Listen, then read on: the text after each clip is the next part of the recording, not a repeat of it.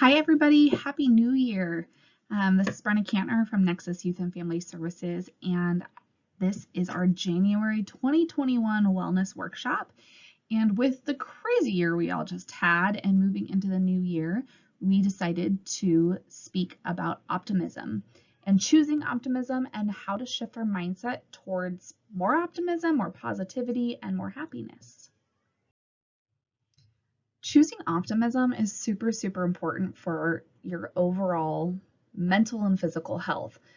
Some people find it easier to do than others, but when you are able to choose optimism and look for the positive aspects, it really impacts your ability to deal with life stressors and how you respond to challenges that come your way. So the difference in how you perceive and respond to events and challenges, it literally directly impacts your happiness and your health, physically and mentally. So a more positive mindset allows us to keep calm and take action, while a more pessimistic mindset leads to stress and feeling helpless. When you're looking at something positively or looking for the good in something, it keeps your stress down. And when your stress is down, your ability to think clearly and rationally and take action is increased. So that's one of the reasons it's super important to choose optimism. Good news is that for the people that have hard time finding the silver lining, you can change your mindset. But it does take work. It takes being mindful, and it takes energy and effort and attention and time to shift your attitude in that more optimistic direction. Research shows that optimism is healthier for us, like I said, so physically, mentally, emotionally. One study actually found that people ages 40 to 90 tended to live longer if they were more optimistic, even when taking into consideration things like drug and alcohol use, diet, depression, and maybe other health conditions as well. When we have more optimistic mindsets, we are better able to buffer the effects of common daily stressors and still feel happy and have a positive outlook on life. So as we move forward, I'm going to talk about some research-based strategies on how to move towards optimism. So the first strategy is to reframe stress. Stress is unavoidable. It happens every day, all day. We can't eliminate all of it, but we can choose how we think about the challenges that we face. So lucky people that are naturally optimistic, they go through life seeing the positive in irritations and bad events, which help protect their mood and their mindset. So if positive reframing does not come naturally to you, it's important to start by trying to focus on what's good about your daily life. Looking at how those stressors can be good instead of what's bad about them. We can't control what life throws at us, but we can control how we respond to it. So reframing difficult events as challenges to overcome rather than catastrophes that are ruining the day, that's an important mindset to shift to. So for example, if you get stuck in an airport, I have been there, I'm sure we've all been there, but when you get stuck in the airport, it's time to read a book, or maybe you can FaceTime with a loved one as opposed to being stuck in the airport. Your thought process and the way that you think about things really impacts the way you feel about them. So if being stuck in the airport, you have that negative self-talk automatically of like, oh my gosh, this sucks, this is horrible, whatever it is, as opposed to, it is what it is. I will get there when I get there. I have time to read a book. I have time to call a friend. I have time to work on something else. It's important to make those shifts in your mindset. So self-compassion is something that I've talked about a lot before on our previous wellness workshop videos, but it's always so important to bring up. It's an important topic to continue talking about. So practicing self-compassion, there's a lot of research around it about how it impacts you and your wellness, and self-compassion really is a source of strength and resilience. So some people tend to beat themselves up when things don't go their way or things that they weren't expecting happen, which shockingly does not make them feel better. So those who practice self-compassion are less likely to blame themselves when those things happen or when things out of their control happen, which means they're happier, more resilient, and less stressed or anxious. So self-compassion, give yourself some grace. When bad things happen, cut yourself some slack, forgive yourself, be kind to yourself, treat yourself how you would a friend, treat yourself with care and compassion and kindness, and move forward, but be nice to yourself. That is the biggest thing I can say. Self-compassion is a super, super important component to practicing optimism. So because I love the topic of self-compassion so much, I found this little graphic about how to practice self-compassion in your daily life in all components of your life. So physically, mentally, emotionally, relationally, and spiritually. So this gives you little examples of how you can practice self-compassion in each of these aspects. Everything from exercising, getting enough sleep, reading a book, deep breathing, meditating, daily gratitude, meeting with friends or FaceTiming with friends, just connecting with others, practicing yoga, praying, walking in nature, whatever feeds your spiritual soul and commitment to your values and what fills you up in your life. So the next strategy is letting go of what no longer serves you. So besides people blaming themselves for setbacks or when bad things happen or stressful things happen, people can also fall into the trap of hyper-focusing on the bad events long after they're over. So research shows that when people criticize themselves for having negative thoughts and feelings, those folks have higher levels of depression and anxiety and overall lower life satisfaction. So in the spirit of practicing self-compassion, when you find yourself stuck, identify what you're feeling and stop resisting the negative thought and feeling, because a lot of times I'm guilty of it. It's actually one of my goals for the new year is to own my feelings and feel them and accept them and move forward. Oftentimes, I personally and a lot of people find themselves, when you feel something, you push it down and say, I shouldn't feel that way either because someone else has it worse than me or because it wasn't that big of a deal or whatever it is. But like your feelings are valid simply because you feel them. So a lot of times naming and accepting your negative emotion or your thought or your feeling will actually keep you from hanging on to them so tightly and can kind of clear the way for a more positive attitude and response. All right, next up, avoid comparison and practice gratitude. I don't know if you have heard the saying, comparison is the thief of joy. When you compare yourself to others, it just takes away from the life that you have built. While people vary in how much they engage in social comparison, those of us with a more negative mindset find it harder to avoid, particularly on social media.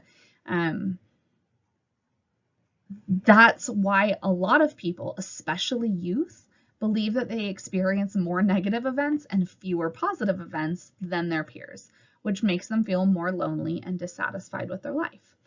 I did a whole wellness workshop on social media a couple months ago, so I'm not going to get too much into it, but if you find yourself in the comparison trap, limit your social media and be mindful about the overly positive portrayals you find on social media, whether it's a filter or people tend to post the really, really good things in their life and less about the challenges in their life, because that's what makes them feel good. And so that's what they share. So just because someone's posting lots of things that are positive and happy and traveling or whatever it is, that doesn't mean that they don't have other things going on. And then lastly, you can focus on the very real things that are good in your life. You don't have to look at others for joy, right? Like you can look at the life that you have created and find what you're grateful about. All right, our next strategy towards finding optimism and choosing optimism in your life is finding humor in the craziness, finding some humor, any humor. The ability to find humor and take things in stride, it drastically reduces stress and the negative impacts that stress have on physical and emotional well-being. Research on humor and mental health actually shows a direct correlation between sense of humor and other positive attributes such as greater self-esteem, better self-image, better coping skills during stressful times, and really just our general place in the world. In addition, it also found that humor and a sense of humor makes people better equipped for dealing with difficult situations. Okay, so next up is spreading positivity. So have you guys ever been a part of like the pay it forward movement, if you will, or been on the receiving end of the pay it forward concept? It's this general idea of spreading positivity in the world. So it's pretty cool. It's a pretty cool thing. And so making others feel good directly transfers to you feeling good. So taking a few moments each day to be kind to someone else or make an effort to put a smile on someone's face is a surefire way to make you feel good and make them feel good. And also, they are more likely to then spread positivity, right? Thus paying it forward. So if you take a moment to perform an act of kindness, even something as simple as holding the door open for somebody, smiling at them, I've seen a lot, especially during COVID-19 stuff, I've seen a lot of people decorating sidewalks with rainbows or flowers or just words of encouragement, listening to upbeat music, taking the time to write a letter to friends and family, giving a compliment, expressing gratitude to others. I had a friend text message me this morning, actually, and just let me know that she was grateful that I was in her life and like what she appreciated about me. And it was out of nowhere and I wasn't expecting it. And it also it made me smile and it made my heart happy. And I was super, super grateful for it. So it doesn't take much, but it means a lot. All right, last up is curating your input. You have a great power in controlling what comes into your life to an extent. Obviously, we've established that stress happens. There's things that happen out of our control. But one of the cool things about choosing optimism is choosing the things that make us feel happy and the things that make us feel good. So saying yes to the things that lead us more towards our goals and no to the things that don't. So for example, these are some contrasting activities. You can watch the news. The news drives me crazy. You can watch the news for hours, or you could listen to music. You could stay inside, or you could go for a walk outside and like feel the wind and the sun and listen to the birds. You could watch Netflix, or you could take that time to FaceTime a friend or a family member. You have a choice about that input that comes into your life and how it's going to make you feel. I love a good show on Netflix, but the time spent talking to a friend or family member, it goes back to the idea of paying it forward, spreading optimism. It's small choices we make on a daily basis, but they impact our mood and the moods of those around us in a huge way. And really making these choices is the difference between pessimism and optimism. So in the spirit of our topic of choosing optimism and pursuing happiness, I think it's important to be mindful of this quote that I found that I really, really like. Although the world is full of suffering, it is also full of overcoming it. So often, again, when we listen to the news or look at social media, there's so much negativity, and there's a lot of crazy and a lot of bad and a lot of struggles in the world, but there's also a lot of good, like a lot of it. So I just think it's important to recognize those things, and I believe that both things can be true. The world can have suffering in it, but there's also so much positivity. Both things can be true. Okay, so I found some pretty cool resources on this topic. So I'm just going to run through them really quickly. I found this book and I read a sample of it, but it's called The Gratitude Project, and it really is all about the science of how being grateful and thankful can rewire your brain for optimism. So like I was saying at the beginning of this, like we have the power and the ability to change our mindsets. It's a great power that we have, and we have the power to choose. And so I really like this book for that. There's a few podcasts, The Optimism Project and Live Happier Longer. Both of those podcasts are a little bit longer, both really great. There is a third podcast that I found, and I've listened to a few of them, but it's called Everyday Positivity, and it really is like 1 to 3 minute segments of how you can find positivity in your day. There is an app called I Am. I use it. There are different subjects that you can choose, like self-care or anxiety. There's different subjects you can choose, and you can choose the frequency in which they come up on your phone, but it gives you positive affirmations. So again, if you're one of those people that has a harder time looking for the positive, this is something that can feed it to you and give it to you on a regular basis. I have mine start at 9 a.m. and it does once an hour until 9 p.m. So I have it do 12, so I get 12 affirmations a day. I'm all about having gratitude, and so I also found this app. I have not personally used it. It has really good reviews though. Excuse me. And it's a gratitude journal, like in an app version, and it's pretty cool. Selfcompassion, Kristen Neff she's amazing, and has done a lot of research and has a lot of information about self-compassion. So I gave a link here to a lot of videos about all the components of self-compassion, but her website in general is a wealth of information. And lastly, Live Happy.